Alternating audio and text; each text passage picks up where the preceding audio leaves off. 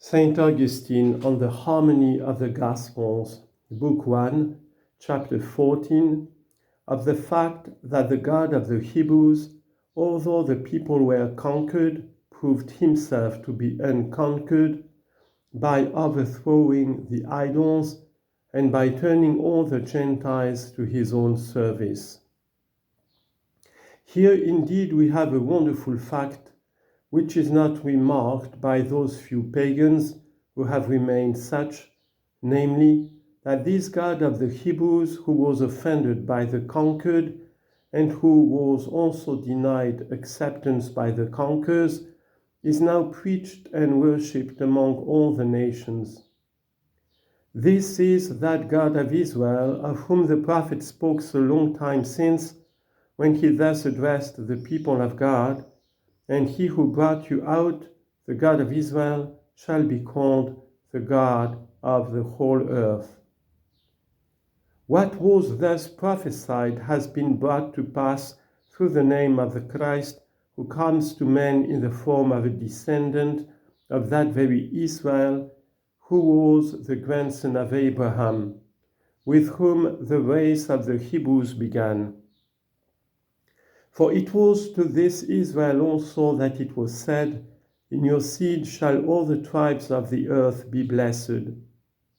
Thus it is shown that the God of Israel, the true God, who made heaven and earth, and who administers human affairs justly and mercifully, in such wise that neither does justice exclude mercy with him, nor does mercy hinder justice, was not overcome himself when his Hebrew people suffered their overthrow, in virtue of his permitting the kingdom and priesthood of that nation to be seized and subverted by the Romans. For now, indeed, by the might of this gospel of Christ, the true king and priest, the advent of which was prefigured by that kingdom and priesthood, the God of Israel himself, is everywhere destroying the idols of the nations. And in truth, it was to prevent that destruction that the Romans refused to admit the sacred rites of this God in the way that they admitted those of the gods of the other nations whom they conquered. Thus did he remove both kingdom and priesthood from the prophetic nation, because he who was promised to men through the agency of that people had already come. And by Christ the King he has brought into subjection to his own name that Roman Empire by which the said nation was overcome, and by the strength and devotion of Christian faith he has converted it so as to effect a subversion of those idols, the honor ascribed to which precluded his worship from obtaining entrance. Chapter 15. On the fact that the pagans, when constrained to laud Christ, have launched their insults against his disciples. But what shall be said to this if those vain eulogizers of Christ and those crooked slanderers of the Christian religion lack the daring to blaspheme Christ for this particular reason, that some of their philosophers, as Porphyry of Sicily has given us to understand in his books, consulted their gods as to their response on the subject of the claims of Christ, and were constrained by their own oracles to laud Christ? Nor should that seem incredible, for we also read in the Gospel that the demons confessed him, and in our prophets it is written in this wise, "For the gods of the nations are demons." Thus it happens, then, that in order to avoid attempting anything in opposition to the responses of their own deities, they turn their blasphemies aside from Christ and pour them forth against his disciples. It seems to me, however, that these gods of the Gentiles, whom the philosophers of the pagans may have consulted, if they were asked to give their judgment on the disciples of Christ as well as on Christ himself, would be constrained to praise them in like manner. Chapter 17. In opposition to the Romans, who rejected the God of Israel alone. However, here is a matter which should meet with more careful consideration at their hands, namely, what they take the God of Israel to be, and why they have not admitted him to the honors of worship among them, in the way that they have done with the gods of other nations that have been made subject to the imperial power of Rome. This question demands an answer all the more when we see that they are of the mind that all the gods ought to be worshipped by the man of wisdom. Why then has he been excluded from the number of these others?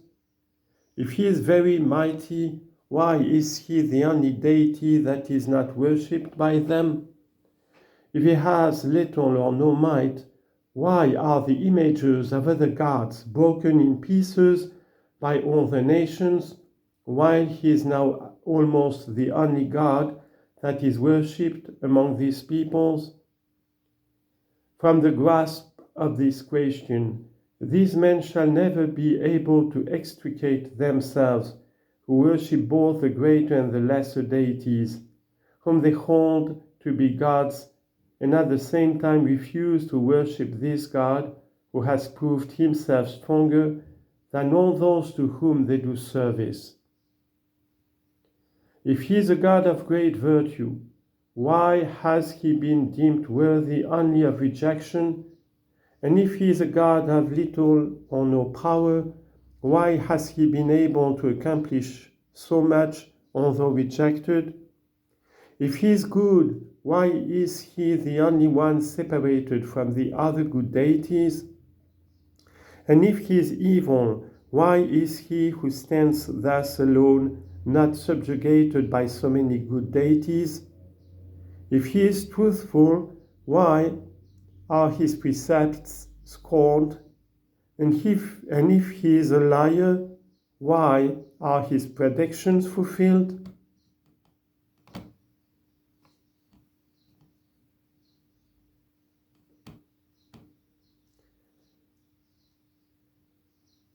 Chapter 18, of the fact that the God of the Hebrews is not received by the Romans because his will is that he alone should be worshipped. In fine, they may think of him as they please.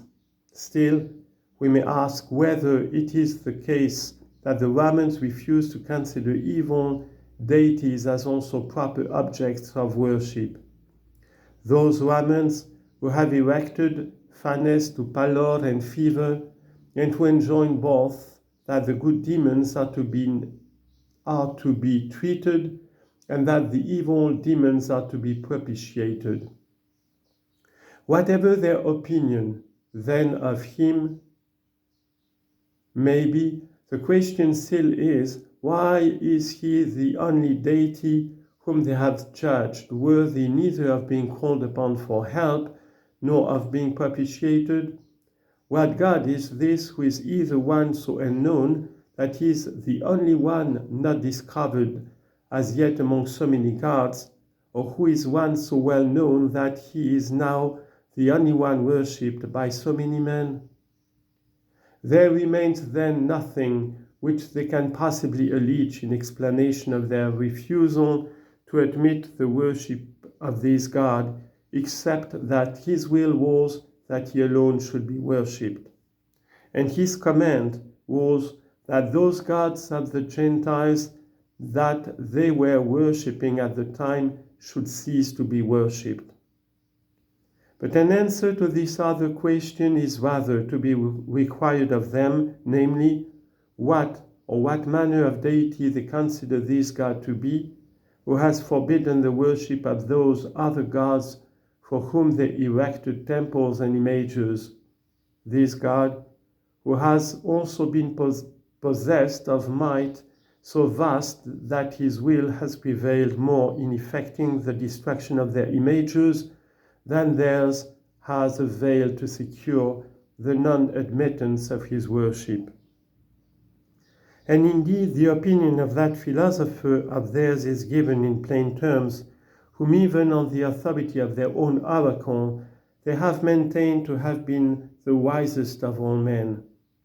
For the opinion of Socrates is that every deity whatsoever ought to be worshipped just in the manner in which he may have ordained, and that he should be worshipped. Consequently, it became a matter of the supremest necessity with them to refuse to worship the God of the Hebrews.